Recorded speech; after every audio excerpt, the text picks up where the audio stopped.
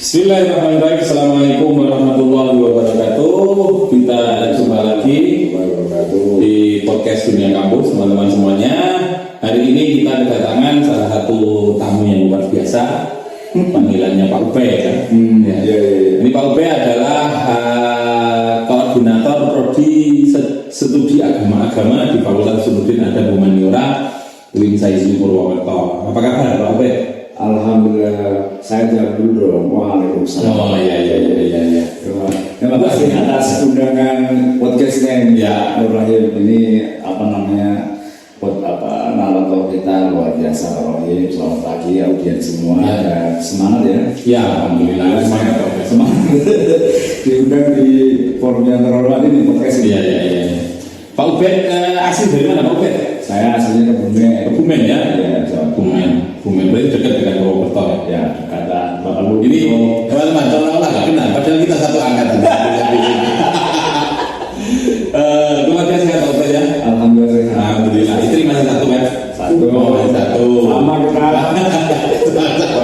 Kalau anak berapa Pak Ubed? Tiga ya? Wah, luar biasa, sudah 3 ya teman-teman semuanya. Cowok semua. Oke, ngobrolkan tentang tema kita hari ini sebenarnya berkenaan tentang prodi studi agama-agama yang dulu perbandingan agama ya. Betul. Terus sempat kemudian akhirnya berganti menjadi studi agama-agama. Nah, ini prodi berdiri tahun berapa Pak Ber? Ini prodi ini pemberian dari Kemenang Pusat ya, Dirjen Pendis itu berikan suatu pemberian bersama tentang Fakultas Usuluddin. Nah di dalamnya ada 3, ada IAT, ada SPI, dan ada SA. Ya itu tahun 2015. Ya. Berarti sekarang usianya sudah berapa tahun? 9 tahun ya, 9 tahun.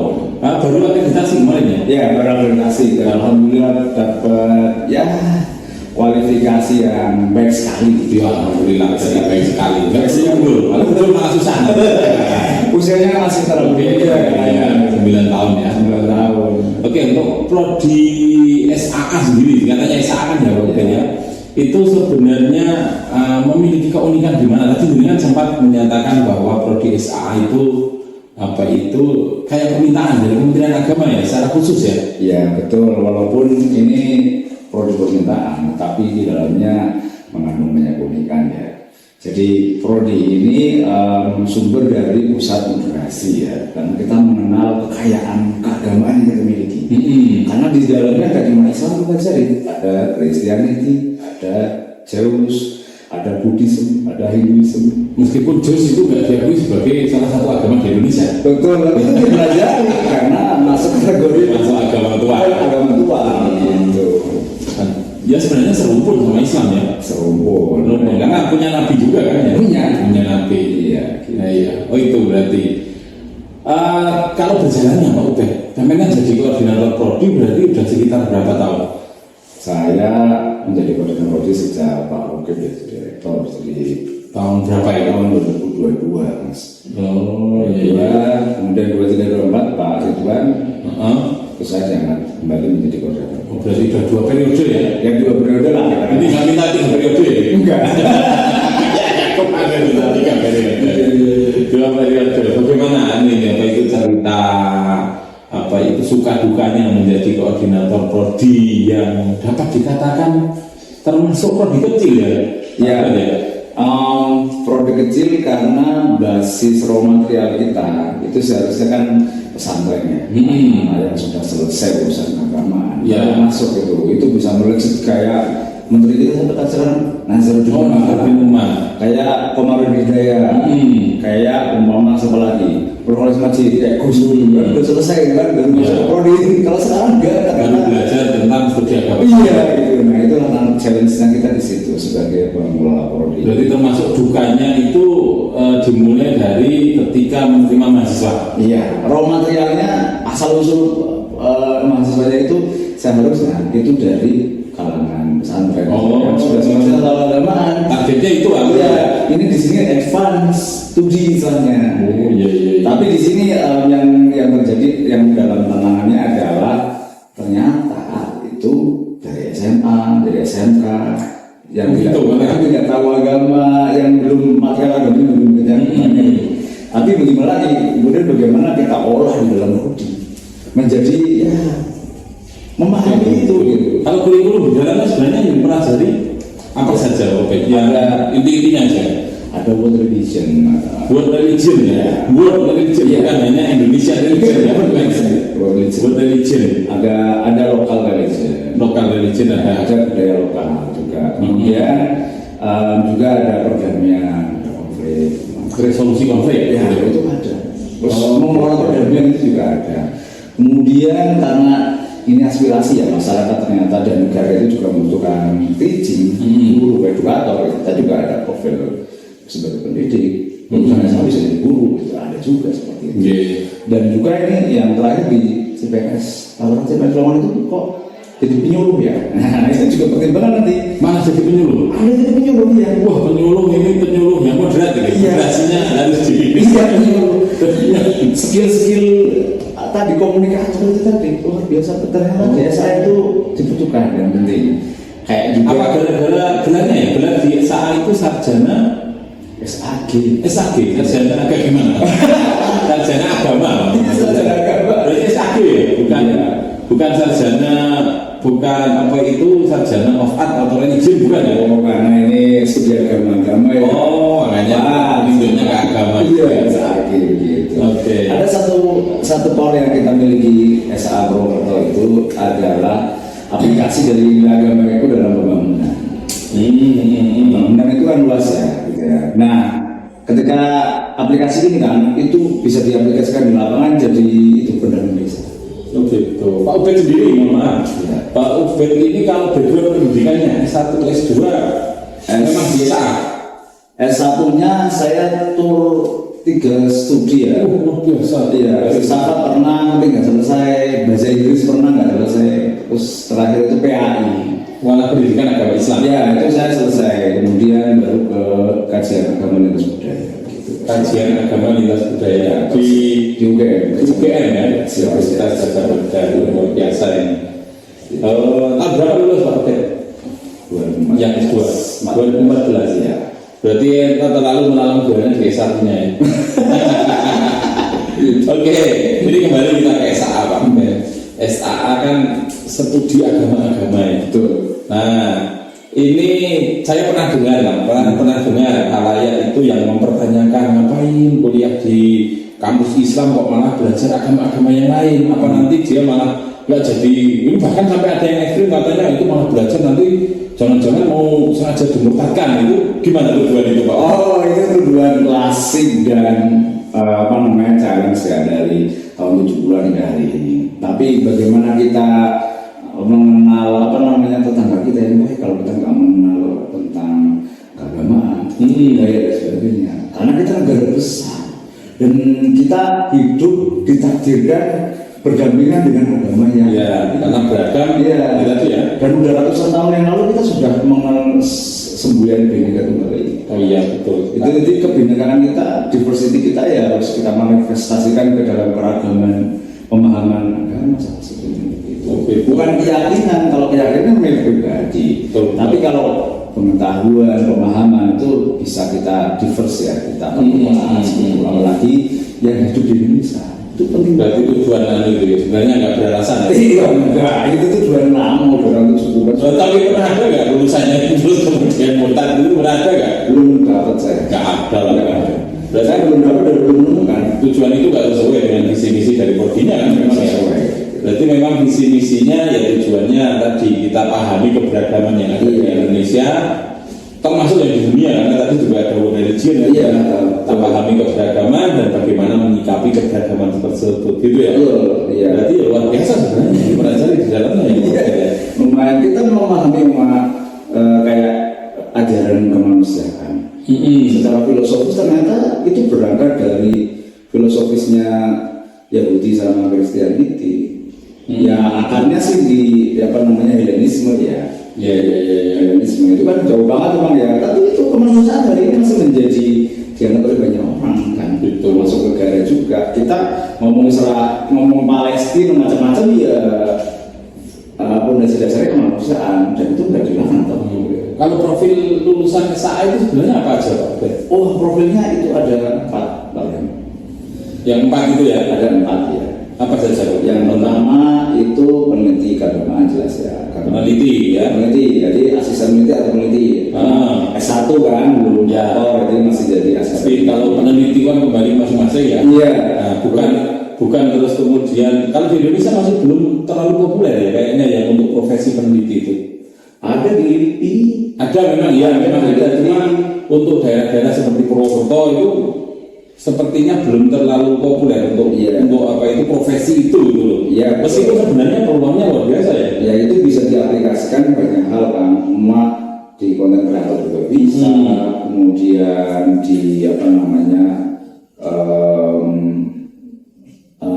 website kreator itu juga bisa. Maksudnya ini loh, selama ini orang anggap kalau profil itu hanya peneliti itu seperti nggak menghidupi gitu loh.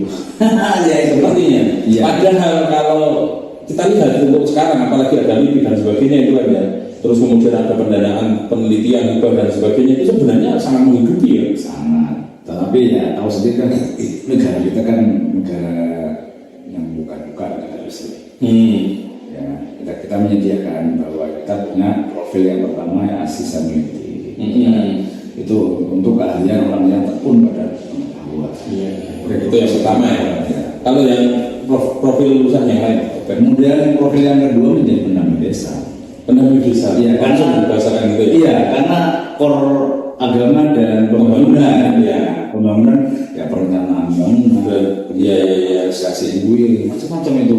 Kemudian evaluasi bangunan, monitoring. Berarti langsung terjun ke desa ya. Iya. Kalau pendamping desa biasanya di kecamatan ya, Pak ya. Pendamping desa pusatnya di kecamatan, koordinatornya. Tetapi satu orang itu bisa mendampingi 3 desa. Ini di bawah Kemendes langsung. Betul, Kemendes. Berarti rekrutmen dari Kemendes itu. Betul, Kemendes. Dan ini posisinya sebagai apa itu ASN atau apa Pak? Kalau pendamping desa itu tenaga profesional. Pendamping desa itu kontrak mereka berarti kontrak tenaga profesional. Ya. Berapa tahun sekali kalau biasanya 5 tahun. 5 tahun Ya. Dia tapi biasanya sering diperpanjang terus ya. Diperpanjang terus selama dia masih mau gitu.